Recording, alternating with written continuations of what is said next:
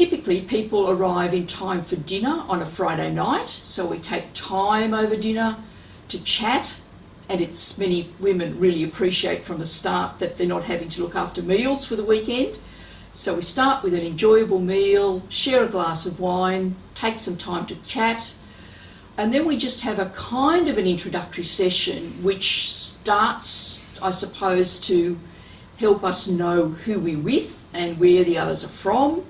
so that we feel a bit comfortable. We make sure people know about the facilities in the location in the first evening, and we probably do something a little bit creative with some images or objects as a kind of a playful way of introducing ourselves on the first night. And then after a good night's sleep, and again a nice delicious breakfast, we go through a few sessions, probably firstly to reflect on our own faith and our life journey first, and we often use some art material so that people can represent that creatively, maybe seeing their life as a river and looking at the times when they experience maybe some rough water, some smooth sailing, so they tell the story in a, I suppose, a creative way.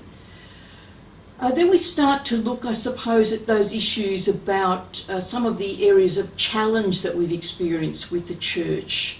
and then some of those broader and more helpful ways to understand what it means to be a Catholic today. We're not trying to take people backwards, we're trying to give them some rich and inspiring content, as I said before, that can help and nourish them in the journey going forwards. Then we do the movie night, and the next morning we really look at all the variety of spiritual practices that the group has found to be of value, and we start to explore other ways so that you really leave the retreat with a whole kind of tool bag of options that you can try. And